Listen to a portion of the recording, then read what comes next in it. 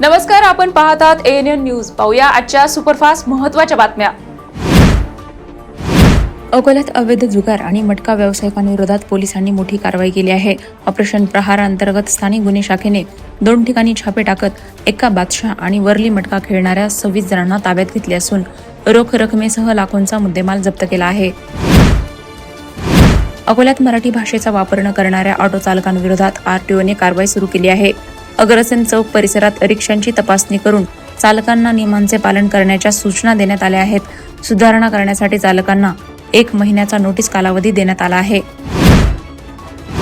शहापूर ते देऊळखेड परिसरातील 3 स्वतंत्र कारवाया करत पोलिसांनी देशी विदेशी दारू, हातभट्टी दारू आणि मोह सडवा असा सुमारे 75,000 रुपयांचा मुद्देमाल जप्त केला आहे.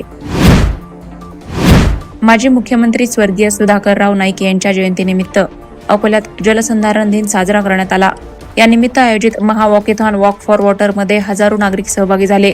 माती वाचवा, पाणी जपा आणि सुरक्षित भविष्य घडवा असा संदेश यावेळी देण्यात आला. बुलढाणा जिल्ह्यातील बेलगाव येथे विनापरवाना देशी दारूची विक्री करणाऱ्यांवर डोणगाव पोलिसांनी कारवाई केली. या कारवाईत देशी दारूच्या 300 सीलबंद बाटल्या आणि दुचाकी असा एकूण 52,000 रुपयांचा मुद्देमाल जप्त करण्यात आला. अकोला जिल्ह्यातील कुरणखेड येथे देशाच्या सीमेवर कर्तव्य बजावणाऱ्या जवानांप्रती कृतज्ञता व्यक्त करण्यासाठी धागा शौर्य का राखी अभियान 2026 उत्साहात पार पडले. विद्यार्थिनी आणि महिला बचत गटांनी सैनिकांसाठी राख्या तसेच भावना व्यक्त करणारी पत्रे देत देशभक्तीचा संदेश दिला.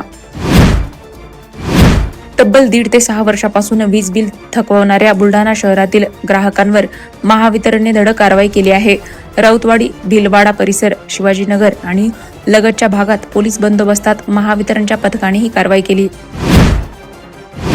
सातपुड्याच्या पायथ्याशी असलेले खिरकुंड धरण ओव्हरफ्लो झाले असून सांडव्यावरून पाण्याचा विसर्ग सुरू आहे.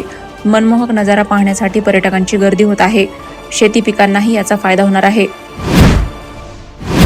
चिखलीजवळील शासकीय गोदामात गोरगरिबांना वाटण्यासाठी आलेली साखर अत्यंत अस्वच्छ परिस्थितीत साठवली जात असल्याचा प्रकार समोर आला आहे. अशाच सुपरफास्ट बातम्यांसाठी पाहत रहा ANN न्यूज. नमस्कार.